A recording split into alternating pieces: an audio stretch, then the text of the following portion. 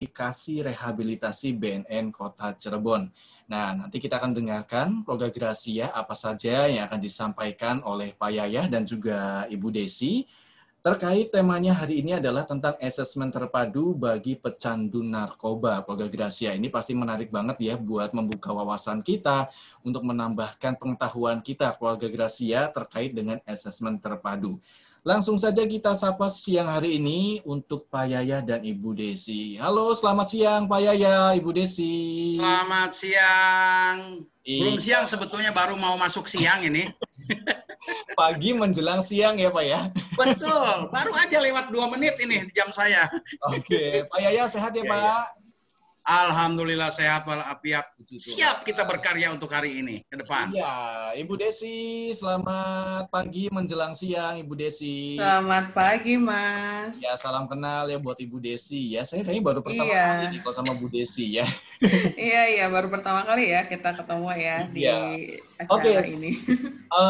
Saat ini kita akan berbicara tentang asesmen terpadu bagi pecandu narkoba ya, Bapak dan Ibu. Dan silakan saat ini saya memberikan kesempatan waktu untuk Pak Yayah terlebih dahulu ya, untuk menyampaikan terkait dengan asesmen terpadu bagi pecandu narkoba. Silakan Pak. Baik, terima kasih Mas. Mungkin saya juga menyapa dulu untuk para penggemar Radio Gracia ini yang sangat luar biasa. Di pagi hari ini, di siang hari ini, bahasanya kalau hari Rabu menggebu. Wah, luar biasa. Ya. Semangat 45 ya Pak ya? Semangat 2020 ah. 45 mah kejauhan. Udah tua kalau 45 mah, sekarang semangat 2020. 2020 lebih semangat ya Pak daripada 45 ya? Lebih semangat. Kaulah muda milenial tipe Z. Luar biasa. Bahasanya berat ya. Luar biasa. Saya tadi mendengar dari apa judulnya yang disampaikan, asesmen terpadu bagi pecandu narkoba.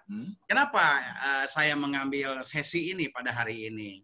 Karena begini, sekarang ini kan kalau yang menyangkut masalah penangkapan narkoba, di mana-mana itu orang udah apa ya, telinganya udah padat kali ya dengar ketangkap begini, ketangkap begini, ketangkap begini. Tapi orang juga mungkin pasti ada yang berpikir, Pak, terus kalau memang orang yang kecanduan narkoba, pengedar narkoba ketangkap, terus bagaimana sekarang dengan orang-orang yang terpapar narkoba? Nah, kan gitu.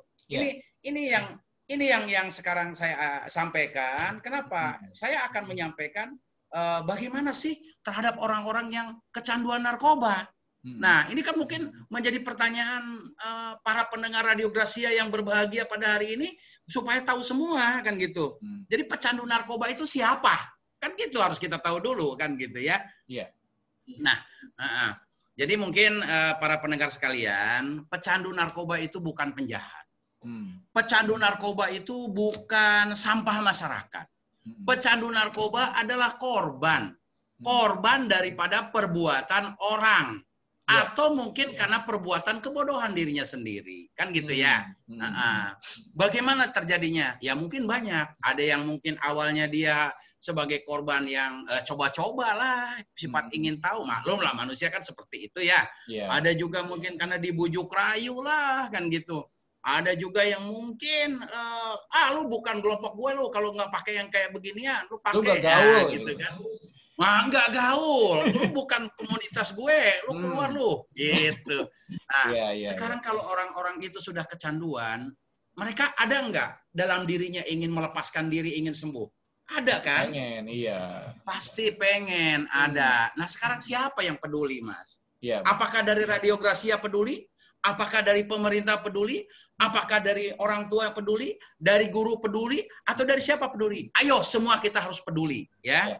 Nah, kaitan dengan itu, maka kebetulan di sini BNN menggagas menggunakan sebuah aturan kerjasama ya. Dari BNN sendiri kita kerjasama dengan pihak kepolisian ya, kerjasama dengan kejaksaan, kerjasama dengan pengadilan, kerjasama dengan kesehatan ya. Ada juga kerjasama dengan Kementerian Hukum dan HAM di sini. Kita melakukan kerjasama untuk apa? Untuk menyembuhkan atau untuk bagaimana caranya pelaksanaan asesmen terpadu bagi orang-orang yang kecanduan narkoba ini. Gitu.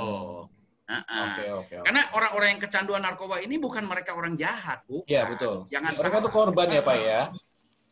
Mereka adalah korban. Korban dari kebodohan dirinya sendiri bagi yang mungkin dia ingin coba-coba, korban juga dari perbuatan orang lain yang tadi saya sampaikan itu. Kan seperti itu. Jadi mereka itu begitu sudah menggunakan barang haram tersebut, barang kotor tersebut, mereka menangis. Mereka ingin disembuhkan. Nah, menyesal ya Pak ya sebenarnya ya? Sangat menyesal. Boleh Mas tanyakanlah sama orang-orangnya, tapi harus tanya dalam keadaan sadar ya.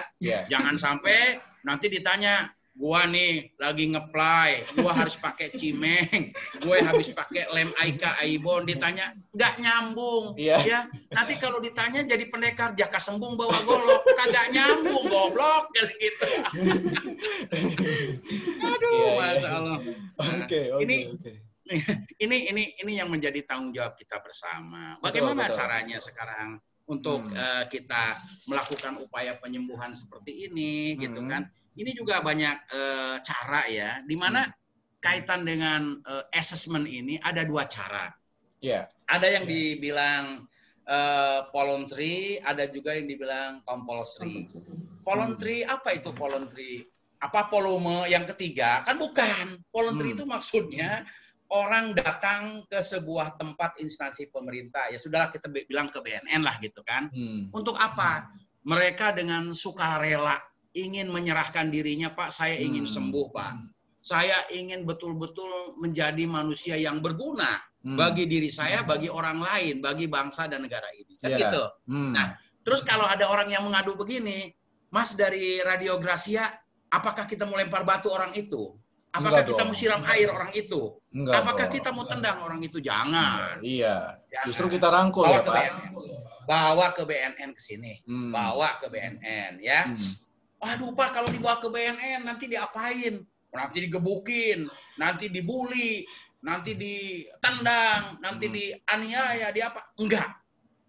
BNN mendapatkan amanah dalam Undang-Undang 35 tahun 2009 pasal 54, orang-orang yang kecanduan narkoba wajib direhabilitasi, kan gitu.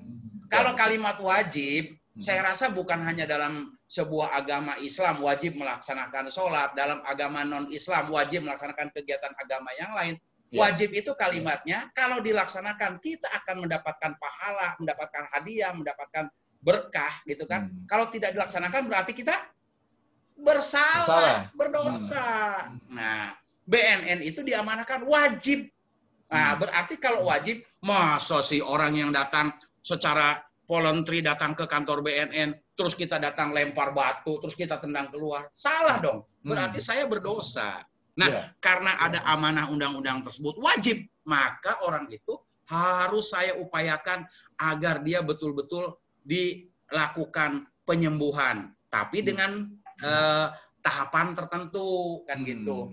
Gak bisa dong tiba-tiba datang orang, Pak, ada nih keluarga saya, anak saya kecanduan narkoba. Terus datang ke sini langsung tiba-tiba, ayo saya assessment. Nggak gitulah. Kita screening test dulu, kan gitu ya? Kemudian kita tes urin dulu, apakah betul yang bersangkutan kecanduan narkoba. Dari situ kalau memang betul-betul dia mengarah kepada penggunaan salah satu zat, apakah narkotika, apakah psikotropika, atau bahan ediktif yang lain, atau prekursor yang lain, itu akan jelas, akan kelihatan di dalam hasil tes urin itu mengarah kemana, kan gitu loh, ya, mengarah kemana. Nah, dari mengarah kemana ini kita akan tahu. Nah, oke, kalau sudah begitu berarti kita lakukan namanya assessment bagi orang yang datang voluntary tersebut, gitu. Sehingga tidak lagi ada perasaan bahwa oh gua nih udah kecanduan narkoba, gua sampah masyarakat. Janganlah. Tidak ada sampah masyarakat, nggak ada. Selama dalam diri kita itu ada niatan kita menjadi orang yang ingin sembuh, ingin sehat, ingin baik, ingin berguna dan berdaya guna. Begitu, Mas. Oke. Nah sejauh ini Pak, pernah nggak ada orang-orang, kalau tadi kan mungkin Bapak bicara soal pengguna ya Pak, yang statusnya itu mungkin korban ya Pak. Tapi pernah nggak selama ini ada orang yang dia itu sebagai pengedar Pak? pengedar, tapi dia mungkin merasa, aduh, kayaknya selama ini nih saya tuh salah gitu. Saya udah berdosa dan sekarang saya mau berubah. Pernah nggak Pak ada orang seperti itu, Pak?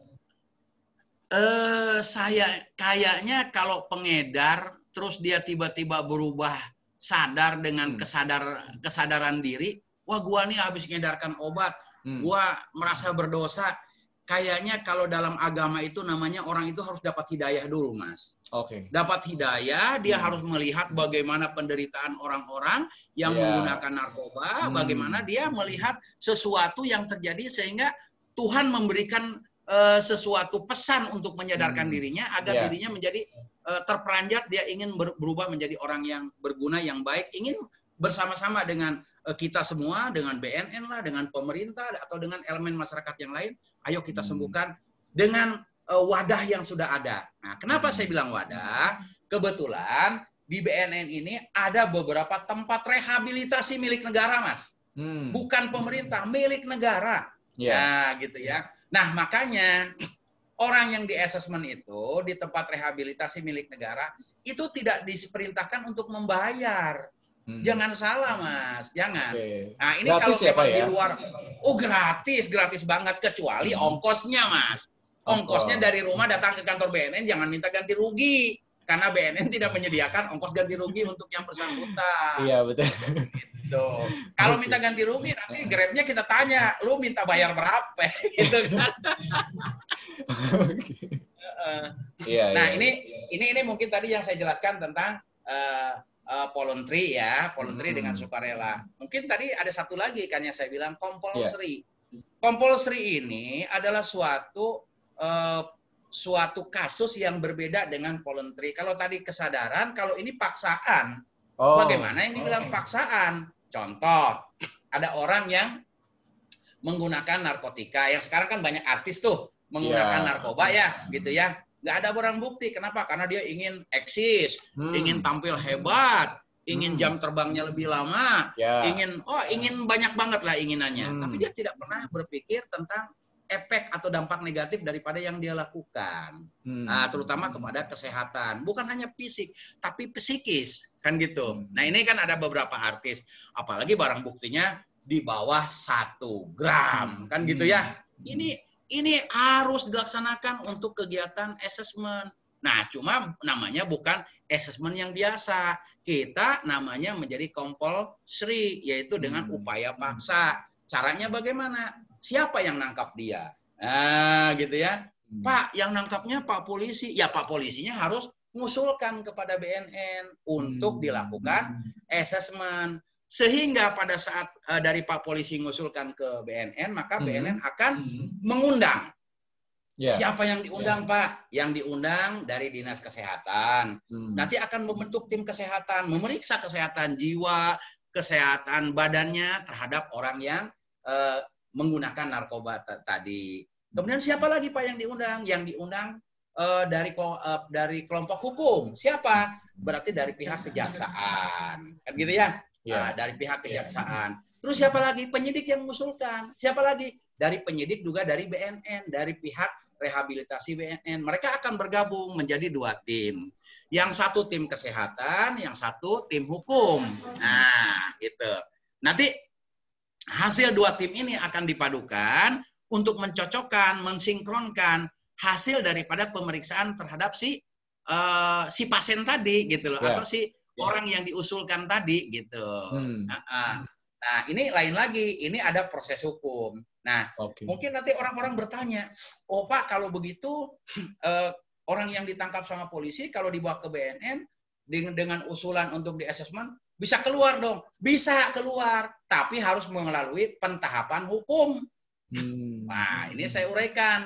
Apa itu pentahapan hukumnya? Yang pertama diusul dulu oleh penyidik. Yang kedua, BNN akan mengundang para tim hukum. Yang ketiga, kita akan melakukan pemeriksaan, apakah itu dari tim hukum maupun tim kesehatan. Selanjutnya kita akan mendiskusikan dan kita akan menyimpulkan. Maka keluarlah yang namanya keputusan hasil asesmen terpadu. Ya, gitu. Nah, keputusan ini akan dikemanakan? Akan dibawa serta oleh tim dari tim hukum tadi untuk dilampirkan masuk ke dalam ranah peradilan. Terus gimana di peradilan? Nanti hakim yang akan menentukan dengan dasar hasil asesmen terpadu itu, apakah benar yang bersangkutan menggunakan narkoba? Apakah benar yang bersangkutan itu melanggar Undang-Undang Pasal 127, wajib untuk direhabilitasi? Nah, dari argumen-argumen yang diperoleh ini, disitulah hakim akan sangat terbantu memutuskan kepada yang bersangkutan untuk mendapatkan hukuman rehabilitasi atau yang disebut dengan penyembuhan bagi pecandu narkoba. Begitu, Mas. Gitu. Oke. Ya. Bukan hukuman penjara ya, Pak ya? Oh, enggak. Gini, hukuman penjara tergantung daripada barang buktinya. Kalau seumpama, Pak, gimana nih? Orang ini kan tadi katanya ada asesmen terpadu.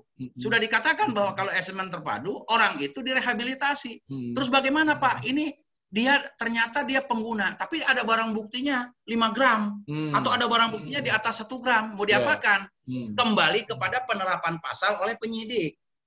Nah, penerapan pasal oleh penyidik. Jadi hukumannya gimana? Ya hukumannya yang asesmen terpadu penyembuhan terhadap penggunaan atau penyalahgunaan narkoba itu akan diputuskan oleh hakim, maka yang bersangkutan harus direhabilitasi dulu. Setelah direhabilitasi dulu, kalau ternyata barang buktinya banyak, maka putusannya akan ada 2. Yang pertama direhabilitasi selama berapa bulan hasil keputusan asesmen itu, 3 bulan, 6 bulan, setahun dan sebagainya. Kan gitu ya. Itu putusan hasil asesmen, tergantung situasi daripada si klien tersebut. Terus bagaimana Pak dengan barang bukti yang ada? Kembali kepada penyidik, kembali kepada putusan hakim. Kenapa? Karena kita ingin tetap menerapkan Undang-Undang 35 tahun 2009 terkait dengan penyalahgunaan narkotika ini, yang bersangkutan tetap akan dihukum kurungan. Berapa lama? Tergantung kasusnya. Kan gitu, ya. Jadi di dalam kasus narkotika ini unik memang. Kenapa? Karena ada sesuatu yang harus dilakukan. Terus Pak, gimana kalau misalkan ternyata barang buktinya nggak ada, tapi dia ternyata positif, hanya didapat bekasnya bong, bekasnya plastik, bekasnya lain dan lain sebagainya. Berarti apa yang diperoleh itu, yang didapat itu tidak bisa lagi kita menambah hukuman kepada yang bersangkutan. Maka hakim pun akan menjatuhkan vonis yang bersangkutan dihukum rehabilitasi saja.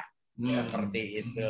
Jadi semua putusan itu kembali kepada hakim. Dan hasil keputusan tim asesmen terpadu bukanlah putusan yang bisa membebaskan orang keluar dari penjara.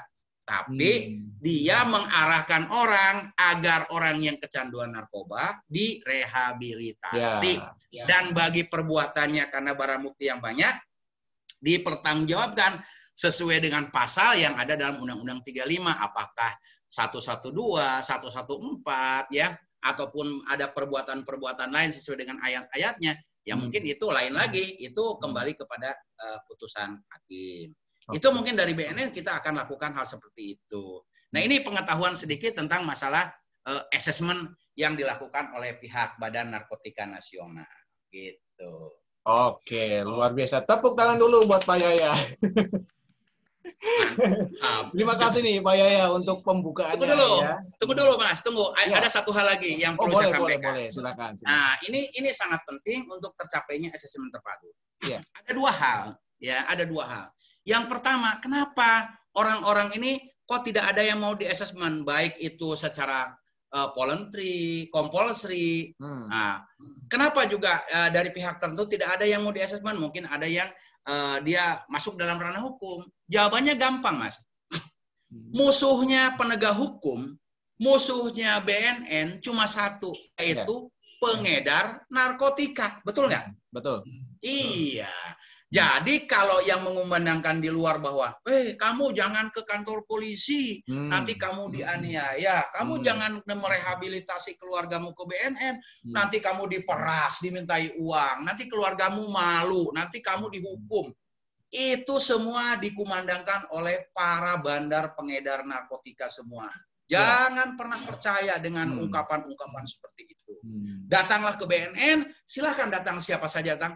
mintalah petunjuk ke kami, insya Allah kami akan dengan senang hati, kami akan buka pintu selebar-lebarnya bagi teman-teman, saudara-saudara kami yang ingin betul-betul menyehatkan keluarganya, orang-orang yang dicintai seperti itu. Dan yang kedua, jangan pernah ada yang mau, misalkan gini, ayo siapa yang mau di asesmen, datang ke saya. Apakah itu dari masyarakat umum, dari oknum pejabat, udah saya bawa ke BNN. Pokoknya dijamin kamu tidak akan dihukum. Pokoknya dijamin kamu bebas, tergantung Wani Piro. Nah, ini dia. Ini dia. Jadi calo ya, Pak. Rahasia. Ini sudah bukan lagi rahasia umum. Ini udah orang tahu semua. Nah, tolong kepada saudara-saudara kami, kalau ada hal seperti ini, jangan lagi menelpon ke BNN, datang ke BNN. Nggak ketemu dengan anggota, ketemu saya. Ya, tentukan kapan ketemu saya. Tanyakan, sampaikan. Pak, saya ada orang mintai uang sekian banyak. Saya ada yang begini, katanya Bapak minta uang, datang ke sini. Ya, datang ke sini. Pokoknya saya terima dengan senang hati. Mungkin kita upload, kita laporkan ke presiden, ya. Dan kita cari orangnya sampai ke akar-akarnya. Ya, seperti ini. Betul. Inilah yang harus kita lakukan. Bagaimana caranya supaya ya orang-orang yang ada di Cirebon ini tidak lagi punya pikiran bahwa orang yang akan direhab harus bayar.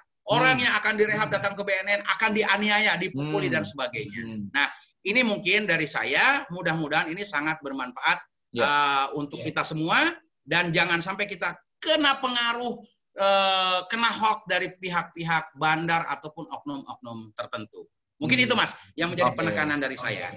Iya, terima kasih nih Pak Yaya ya, luar biasa. Jadi keluarga Gracia kembali siang hari ini kita ditekankan lagi buat Anda yang mungkin ya saat ini atau mungkin suatu saat nanti menemukan ada anggota keluarga ataupun teman-teman yang menjadi pengguna narkoba, nggak usah takut-takut. Langsung datang aja ke BNN. Kalau misalkan nanti sampai ada omongan-omongan di luar yang seperti Pak Yaya tadi katakan ya, bahwa nanti kamu di BNN itu disiksa, dianiaya, ya kan, dihukum segala macam, terus diperas uangnya. Nah, itu semua adalah kabar bohong. Jadi kalau misalkan mau tahu kebenarannya, keluarga Gracia, mending langsung datang aja ke kantor BNN. Kalau misalkan perlu, ketemu sama Pak Yaya langsung nanti. Oke. Ya, kami tunggu lah Mas, kami tunggu. Oke, setelah Pak Yaya kita lanjutkan lagi. Tadi sudah suatu pembukaan yang luar biasa ya. Kita langsung lanjutkan lagi masuk ke materi yang berikutnya. Ini ada Bu Desi Lorentina selaku kasih dari rehabilitasi BNN Kota Cirebon. Nanti pasti akan ada materi yang lebih lengkap lagi. Silakan Bu Desi. Oke, makasih ya Mas ya. Iya, silakan. Tadi sudah ada pengawalan dari Pak Kepala nih, sudah menjelaskan tentang tim asesmen terpadu yang kita miliki ya, yang BNN miliki. Nah, sebagai informasi, untuk tim asesmen terpadu BNN Kota Cirebon yang didirikan di BNN Kota Cirebon, kita ada rayonisasi. Jadi tidak hanya di Kota Cirebon, tetapi kita juga membuat tim baik di Kabupaten Cirebon dan juga di Kabupaten Indramayu. Jadi ketika nanti apabila memang ada yang bermasalah tentang hukum gitu kan, khususnya tentang penyalahgunaan narkoba yang barang buktinya di bawah SEMA, itu bisa dimohonkan untuk di asesmen terpadu. Tadi juga kan sudah dijelaskan bahwa kami tim asesmen terpadu ini terdiri dari tim hukum dan tim medis. Tim hukum sendiri terdiri dari kejaksaan, penyidik Polres, dan juga penyidik dari BNN. Dan untuk tim medis sendiri terdiri dari dokter yang ada di rumah sakit maupun di puskesmas yang sudah dilatih. Nah, mungkin nanya nih, nanti prosesnya gimana ya kalau asesmen gitu kan ya. Asesmen yang dilakukan oleh tim asesmen terpadu atau TAT ya, kita gampang sebutnya ya Mas ya. Nah, asesmen yang dilakukan oleh tim TAT itu khusus yang bersifat compulsory atau ketika ada proses hukum yang masuk di situ. Karena ada intervensi masalah hukum di situ. Jadi ketika ada terperiksa tertangkap tangan yang bersangkutan berkaitan dengan masalah penyalahgunaan narkoba dan barang buktinya itu di bawah SEMA, itu bisa dimohonkan untuk di asesmen untuk dimintakan rekomendasinya sebagai pertimbangan hakim dalam menjatuhkan vonis nantinya. Nah, saya dari tadi ngomong aja nih SEMA apa nih gitu kan ya. SEMA itu adalah surat edaran Mahkamah Agung. Jadi di situ di dalam surat edaran Mahkamah Agung tersebut ada beberapa yang dijelaskan adalah barang bukti yang di bawah yang bisa diajukan untuk asesmen. Di antaranya misalnya sabu-sabu yang harus beratnya di bawah 1 gram. Dan semuanya itu statusnya adalah pecandu atau penyalahguna, bukan bandar, bukan bahkan istilahnya bosnya gitu kan ya. Nah, di sini tim TAT itu tujuannya dibentuknya adalah untuk menyelamatkan, membantu para pecandu narkoba untuk bisa pulih. Jadi tidak serta-merta ketika memang yang bersangkutan adalah korban penyalahgunaan, mereka itu perlu disembuhkan, mereka perlu perawatan, mereka perlu diobati, bukan di penjara. Jadi di sini adalah kita memisahkan di mana yang memang ada kaitannya dengan jaringan dan tidak ada kaitannya dengan jaringan. Dia pure murni adalah pecandu narkoba. Korban ya Bu ya statusnya. Korban, iya di situ. Nah istilahnya kalau orang yang memang sakit, dia kan harus disembuhkan, bukan dikurung. Yeah. Nah, di situ. Dalam proses TAT ini yang terdiri dari 2 tim hukum dan tim medis, di situ akan dilihat dari segi medisnya. Mungkin saya ngomong secara teknis ya Mas ya. Yeah. Nanti dari anggota TAT tersebut akan dilihat yang bersangkutan berapa parah sih kecanduannya tentang narkoba gitu. Terus dari sudah berapa lama menggunakan narkoba, intensitas pemakaiannya bagaimana, adakah istilahnya gejala-gejala putus zatnya gitu kan ya. Di situ akan digali dari klien itu tentang secara fisik maupun psikisnya. Efek atau dampak dari penyalahgunaan obat tersebut. Karena kalau misalnya lanjut proses hukum lanjut dan yang bersangkutan dimasukkan misalnya ke lapas, tapi tidak ada penanganan secara medisnya, itu istilahnya yang dia rasakan keluhan-keluhannya itu tidak terobati. Ya, betul. Jadi gimana caranya kita harus bisa mengobati kesakitannya mereka tersebut gitu kan ya. Nah, lalu untuk tim hukum fungsinya adalah untuk menganalisa apakah klien tersebut atau terperiksa tersebut ada jaringannya dengan jaringan internasional atau jaringan nasional. Dia sebagai kurir, bandar, atau bosnya nih, gitu kan ya. Di situ sebenarnya tugas dari tim TAT tersebut bisa sebagai menggali, membantu penyidik, istilahnya untuk melengkapi berkasnya, untuk bisa menggali kaitannya atau keadaan dari terperiksa tersebut. Lalu setelah adanya pemeriksaan atau asesmen dari tim hukum dan tim medis, nanti akan dikeluarkan rekomendasi dari tim TAT. Dikeluarkan surat rekomendasi. Surat rekomendasi tersebut bukan putusan. Bentuknya bukan putusan bahwa yang terperiksa setelah keluar setelah di TAT nih gitu kan ya, oh pasti bakal langsung direhab gitu kan ya. Tidak gitu Mas, itu tetap harus perlu putusan dari pengadilan di situ. Tapi dengan adanya rekomendasi tersebut, istilahnya memberi bantuan kepada hakim untuk memperjelas status atau kondisi dari terperiksa. Mereka membutuhkan proses rehabilitasi, mereka butuh penyembuhan gitu. Jadi di dalam misalnya apakah memang langsung diputuskan itu langsung direhabilitasi di luar, ataukah memang rutan lapas pun bisa nih direhabilitasi, tapi setidaknya kami memberikan pengobatan kepada terperiksa karena mereka membutuhkan pengobatan atas kecanduannya terhadap narkoba di situ. Lalu untuk pelaksanaannya adalah kami membutuhkan surat permohonan dari keluarga dan nanti juga ada beberapa persyaratan yang memang harus dilengkapi oleh penyidik. Nanti biasanya kalau memang ada pendengar nih yang kebetulan gitu kan ya keluarganya atau kerabatnya terkait masalah hukum tentang narkoba dan BB-nya misalnya untuk sabu-sabu di bawah 1 gram atau ganja yang di bawah kalau ganja itu di bawah 5 gram, lalu ekstasi di bawah 2,4 atau 8 butir, itu bisa dimohonkan ke penyidik untuk diasesmen oleh tim TAT. Apalagi yang bersangkutan bukan penjual, benar-benar hanya pengguna saja gitu kan ya. Dan itu gratis. Untuk pelaksanaannya tidak ada biaya apapun yang dikeluarkan oleh keluarga ataupun penyidik. Yang penyelenggaraannya pun dilakukan oleh tim BNN gitu kan ya. Jadi jangan sampai ada di luar oknum gitu kan ya, oknum yang istilahnya memberikan harga gitu kan ya untuk program kami ini gitu kan. Ya jangan sampai ada yang seperti itu. Dengan adanya kita bersosialisasi lah melalui Suara Gracia ini, kami juga ingin memberitahukan kepada pendengar bahwa memang program ini ada loh di BNN dan ini gratis. Selain proses rehabnya sendiri ya, selain proses rehabnya sendiri gratis, kami pun ada program TAT ini. Gitu Mas. Oke. Kemudian Bu? Iya, selanjutnya, nah apa sih fungsinya dari rekomendasi TAT ini gitu kan ya? Rekomendasi TAT ketika dikeluarkan biasanya pengalaman kemarin ada dari pihak kami gitu, pihak dari anggota TAT ini dipanggil sidang untuk istilahnya memberitahukan bukan kronologis ya, kondisi terperiksa itu bagaimana. Biasanya yang dipanggil adalah dari sisi medisnya.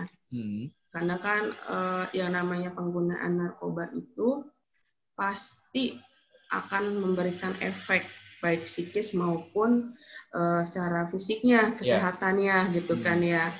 Nah kadang-kadang kan karena memang pemakaiannya lama, dia ke badannya pun istilahnya jadi nggak enak. Kadang-kadang ada yang ngaco gitu kan ya. Nah, disitulah dari tim kami menjelaskan kondisi dari si klien itu bagaimana. Dan jangan khawatir untuk pemeriksaan ini pun kerahasiaannya akan kami jamin. Jadi tidak untuk dipublikasi. Baik program rehab pun ya klien-klien rehab, ketika asesmen di kami dan ketika menjalani proses rehabilitasi pun gratis dan memang identitas pun tidak akan diberikan kepada siapapun. Itu hanya sebagai bahan kami saja gitu kan ya untuk melakukan konseling dan proses rehabilitasinya tersebut. Jadi nggak usah khawatir ya Bu ya, datanya bocor gitu nggak usah khawatir ya. Nggak usah khawatir kan ya. Kadang-kadang banyak Mas yang ngomong, Bu, kalau saya direhab saya takut Bu, takut ditangkap polisi misalnya tuh. Takut apa? Enggak kok gitu ya. Kalau memang yang bersangkutan secara sadar diri ingin mengikuti program rehab gitu kan ya, ya itu kerahasiaannya terjamin gitu kan ya. Saya agak melenceng nih ke program rehab ya Mas, maaf. Gak apa-apa Bu. Ya, untuk ini pun kerahasiaannya akan dijamin kok untuk program TAT juga Mas. Jadi jangan khawatir, kita mempunyai program yang bisa memfasilitasi para pendengar yang terkait masalah hukum untuk istilahnya ingin membantu kesembuhan dari kerabatnya yang memang terkait dengan masalah hukum tersebut. Nah, tambahan lagi, untuk proses TAT itu tidak hanya dapat dilakukan di tingkat penyidikan, tetapi bisa juga dimohonkan di tingkat penuntutan maupun di tingkat nanti pada saat persidangan. Jadi tidak harus serta-merta, aduh ini proses kerabat saya sudah selesai nih di tingkat penyidikan, dia sudah lanjut nih berkasnya misalnya di tingkat penuntutan, itu bisa dimohonkan oleh jaksanya gitu kan ya. Caranya ya tetap bersurat dari keluarga dan ngobrol juga dengan jaksa, Pak Jaksa izin gitu kan ya. Saya ingin mengajukan asesmen untuk keluarga saya di BNN, yaitu di asesmen oleh tim TAT, bagaimana itu bisa. Jadi pada saat persidangan pun bisa untuk misalnya diusulkan, dimohonkan untuk proses TAT tersebut. Oke. Gitu. Ya, Program Gracia tadi lengkap banget ya Bu Desi sudah menyampaikan dari setiap fungsi, kemudian manfaatnya juga, prosesnya juga ya Bu ya. Tadi sudah disampaikan semua. Jadi ini kembali mengingatkan kepada setiap kita Program Gracia yang siang hari ini sedang menyimak program ini untuk kalau misalkan memang ada keluarga ataupun rekan-rekan yang punya kemauan ya seperti yang tadi Pak Kepala BNN Pak Yaya katakan bahwa sebagai voluntary, yaitu orang yang punya kesadaran ingin sembuh, ya tidak tunggu sampai dipaksa, langsung saja Program Gracia Anda bisa langsung arahkan ya kepada tim asesmen terpadu dan nanti di sana si pasien ini akan mendapatkan banyak bantuan untuk dia mendapatkan kesembuhan dari ketergantungannya dengan narkoba. Oke, Pak Yaya dan Ibu Desi, waktu berjalan terus, tapi mungkin ada sedikit tambahan lagi, closing statement dari Pak Yaya ataupun Ibu Desi untuk setiap pendengar Suara Gracia yang siang hari ini sedang mendengarkan program ini. Silakan Pak, terkait Baik, dengan mungkin TAT ini Pak. ya baik ya. Terkait dengan closing statement ini, mungkin sebelum nanti ada masukan dari rekan-rekan keluarga besar Radio Gracia FM ini. Jadi gini, sekarang ini kita sedang menghadapi wabah corona, COVID-19. Ya. Tapi kita juga jangan lengah, jangan terlena. Karena ada temannya corona yang sementara menjalar menjadi virus di masyarakat, yaitu narkoba. Corona dengan narkoba berjalan bersama-sama. Nah, maka untuk itu, kaitan dengan hal tersebut, bersamaan dengan hal tersebut juga, dari BNN, Badan Narkotika Nasional Republik Indonesia, mengeluarkan sebuah surat edaran bahwa kita dalam situasi sekarang ini mungkin penggunaan logo Stop Narkoba ini nggak pas lagi. Kenapa? Kenapa? Karena kita bersamaan dengan adanya wabah corona. Nah, corona, narkoba, dan satu lagi temannya narkoba adalah HIV/AIDS. Kan gitu. Nah, makanya dengan pertimbangan ini, keluarlah sebuah slogan baru yang digulirkan, di-launching pada tanggal 26 Juni 2020 pada saat Hari Ulang Tahun Anti Narkotika Internasional. Ya, Hari Anti Narkotika Internasional itu disampaikan bahwa mulai tanggal 26 Juni 2020 ke depan, kita gulirkan sebuah slogan tagar ya, tanda pagar seperti Tanda biasa. pagar. Kan kita hidup milenial tipe Z nih ya, kita menyesuaikan.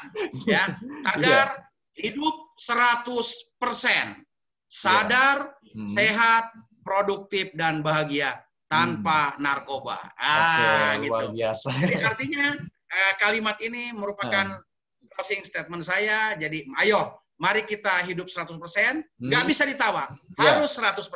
Kita bebas corona, kita bebas HIV/AIDS, kita bebas daripada narkoba. Buktikan dalam keluarga kita bisa hidup sehat, dalam keadaan sadar, kita menjadi manusia produktif dan bahagia bersama keluarga. Mungkin itu dari saya. Terima kasih. Ya, oke. Terima kasih Pak Yaya untuk closing statement-nya. Dan juga sekarang Ibu Desi mungkin ada mau nambahkan lagi, Bu? Ya, closing statement-nya ya. Bagi penyalahguna narkoba, untuk keluarga tolong support mereka. Untuk lingkungan, masyarakat tolong support mereka. Jangan pandang mereka sebagai aib dan mohon maaf, sampah masyarakat. Mereka butuh dukungan, mereka butuh support.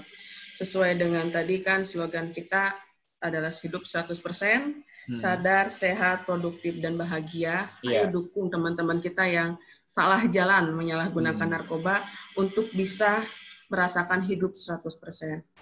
Tolong istilahnya buka hati kita, buka kepedulian kita untuk mendorong, memotivasi mereka untuk kembali lagi berdaya guna kan ya, untuk kembali lagi pulih. Dan adapun tentang kaitannya tentang proses rehabilitasi atau tentang asesmen terpadu yang tadi sudah kita bincangkan tadi, jangan takut, jangan sungkan untuk sharing dengan kami.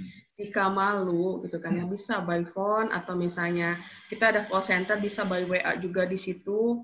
Jangan sungkan, jangan takut dengan BNN itu takut ditangkap, enggak. Kalau memang ingin pulih, ingin sembuh, ayo gitu kan ya, kita rehabilitasi. Tetap hidup 100%, sehat, sadar, produktif dan bahagia. Itu dari saya. Oke. Ya, itu tadi keluarga Gracia, bincang-bincang kita siang hari ini ya, bersama dengan Kepala BNN Kota Cirebon, Pak Yaya Satyanegara, dan juga Ibu Desi Lorentina, selaku Kasih Rehabilitasi BNN Kota Cirebon. Kita sudah membahas tentang tim asesmen terpadu, dan kami berharap bahwa setiap informasi yang tadi sudah dipaparkan secara lengkap ya, baik oleh Pak Yaya maupun Ibu Desi, semuanya itu boleh bermanfaat untuk Anda, keluarga Gracia. Oke, Pak Yaya dan Ibu Desi, saya ucapkan sekali lagi banyak terima kasih siang hari ini sudah menyempatkan waktunya di tengah situasi sibuk ya, banyak pekerjaan, banyak tugas, tapi masih mau menyempatkan waktu berbagi untuk setiap pendengar dari Suara Gerasi FM. Terima kasih saya ucapkan untuk Pak Yaya dan Ibu Desi. Selamat kembali melanjutkan tugasnya. Semangat terus untuk selalu hidup sehat ya, 100% ya. Mantap. Oke. Sampai ketemu lagi di kesempatan berikutnya buat Pak Yaya dan Ibu Desi. Selamat melanjutkan tugasnya dan Tuhan memberkati ya. Amin. Oke. Amin. Ya, Program Gerasi demikianlah bincang-bincang kita terkait dengan tadi tim asesmen terpadu. Jangan kemana-mana, karena saya itu akan kembali bersama dengan Anda di 1 jam yang kedua. Kembali saya akan juga menghadirkan beberapa informasi bermanfaat untuk Anda.